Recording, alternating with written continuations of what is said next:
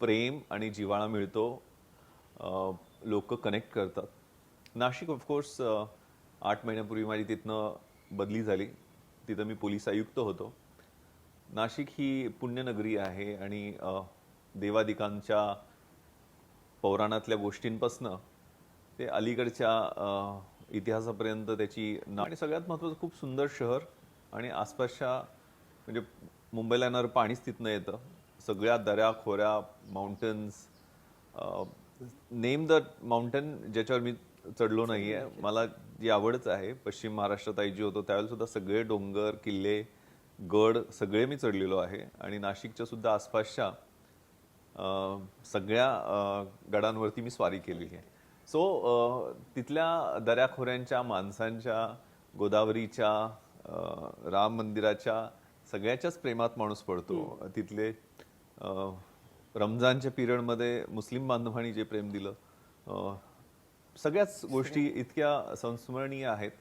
त्यामुळे जाताना प्रत्येक ठिकाणी अनेक वेळा असं होतं की हे सगळ्या गोष्टी असतात पण ते अचूक टिपण माझ्या पाठीमागे 30-40 मुलं ही नेहमी मला सोडायला बस स्टॉपवर यायची. त्यामुळे मी सगळ्या भावकीला जोडणारा एक दुवा असं मला भावड्या प्रेमानं गावाकडे म्हणतात. सगळ्यांचाच भाऊ होतो आणि सगळ्यांचंच प्रेम होतं. म्हणजे माझं 10वीला 88% मार्क मिळाले त्यावेळेला सुद्धा सगळ्या गावानं माझा सत्कार आणि सगळ्यांच्या डोळ्यात अश्रू होतं. अनेक गटतट असतानाही मी सगळ्या गावातले गणपती एक केले होते. एक गाव एक गणपती करून मी गावात वाचनालय बनवलेलं होतं आणि त्यातनं बरीचशी मुलं अभ्यास करून वेगवेगळ्या क्षेत्रात यशस्वी पण झाली. त्यामुळे मी कनेक्टिंग होतो. मला वाटत नाही की मी भांडणाच्या जास्त ओरिएंटेशनला होतो. निश्चितपणे बदमाश आणि जे काही अपप्रवृत्ती असतात त्याच्याविरुद्ध माझा त्रागा असतो, चीड असते. ओव्हरऑल त्यात सुद्धा गुन्हेगार कसा मुख्य प्रवाहात येईल, त्याचे तो सुधारेल कसा, हा करेक्शनल ॲटिट्यूड मला वाटतंय पहिल्यापासून घरात ग्रूम झालेला आहे. माझे वडील जरी सरपंच आपण म्हटलात किंवा नंतर सभापती पण होते पंचायत समितीला, अत्यंत निस्वार्थी आबा. म्हणजे मी पोलीस स्टेशनची एक एंट्री सांगतो की माझं सिलेक्शन झाल्यानंतर मी लातूरला SP असताना एका इन्स्पेक्टरने एंट्री पोलीस स्टेशनमध्ये केलेली आहे कोकरूड गावातले. आणि मी आता इन्स्पेक्शन करायला IG म्हणून माझ्याच गावात गेलो होतो.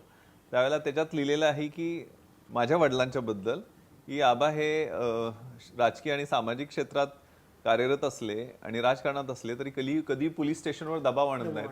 त्यांचा एक मुलगा IPS अधिकारी असून सुद्धा कधी त्याच्याबद्दल बोलत पण नाहीत. तर असं व्यक्तिमत्व मला वाटतं माझ्या वडिलांचा माझ्यावरती खूप जास्त पगडा होता. 2 वर्षापूर्वी ते मला सोडून गेले. पण माझं दुर्दैव की आमच्यात थोडेसे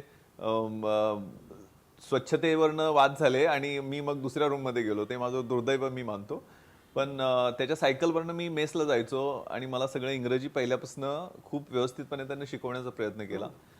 त्याचे हात एवढे तगडे होते की त्याला पंजा लढवण्यामध्ये कोल्हापूरच्या पैलवानांना तो भारी पडायचा. हा साऊथ इंडियन, कोलकात्याला राहिलेला, चेन्नईला राहिलेला, पण माधवन म्हणजे अजब रसायन होतं. त्याचा एक जस्ट मिनिट नावाचा कार्यक्रम पण मला आठवतो. 1-1 मिनिटं सगळ्यांना बोलायला लावायचा.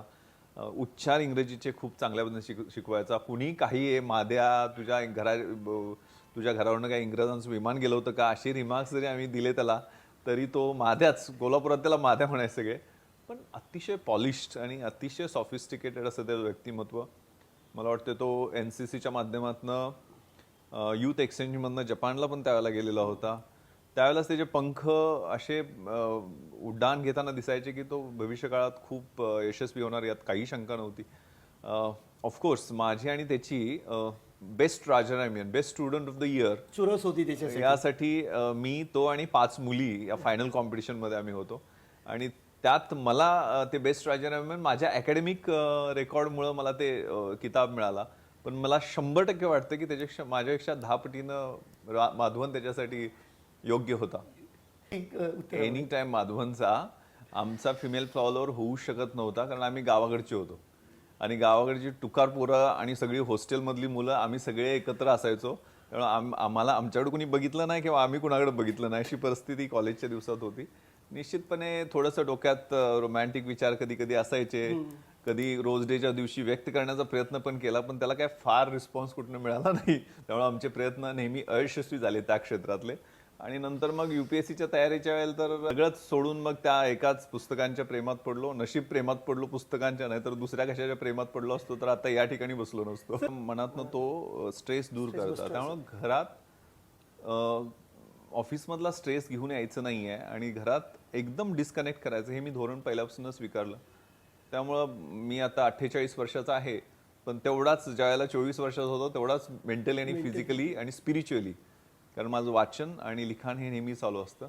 आणि मी फक्त पोलीस पोलीस पोलीस करत बसत नाही. माझी वेगवेगळी क्षेत्रातली जी काही माणसाच्या मास्लोच्या फिजिकल, मेंटल, स्पिरिच्युअल, अगदी सेल्फ ॲक्च्युलायझेशनपर्यंतचे जे नीड्स असतात त्या शोधण्याचा मी प्रयत्न करतो. हे कुटुंबात स्ट्रेस असतो, कारण माझ्या मुलांनी आता मुलगा 9वीला आहे, पण 8 शाळा बदललेल्या आहेत.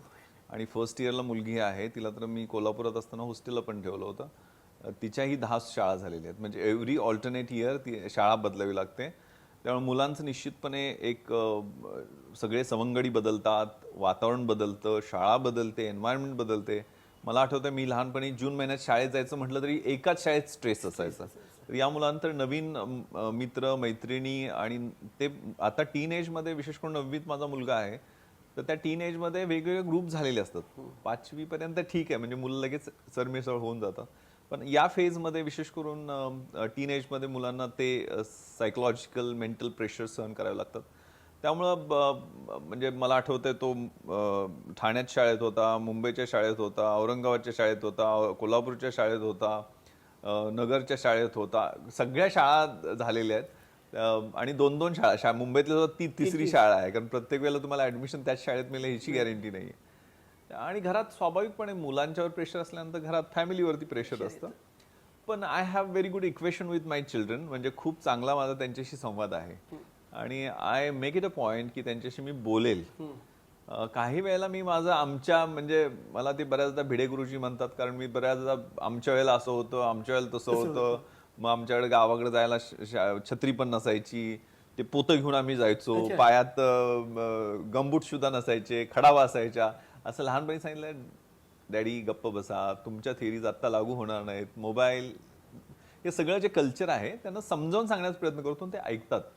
फॉर्च्युनेटली जी कनेक्ट आपली मुलांशी असायला पाहिजे ती संवादाची. आपण जर ते फोर्स किंवा भाषा आपली जर हिंसक बनली किंवा ॲग्रेसिव्ह बनली किंवा डिक्टेटोरियल बनली, तो संवाद तुटतो. त्यामुळे मित्रांसारखं, कारण त्यांना जे वाटतंय ते प्रश्न त्यांनी विचारले पाहिजेत. म्हणजे राईट फ्रॉम, आता माझा मुलगा 14 वर्षाचा आहे, त्याला कुठंतरी पोर्नोग्राफीची चर्चा शाळेत झाली, तर ती सुद्धा त्यांनी माझ्याशी चर्चा केली आणि I explain him in a right way.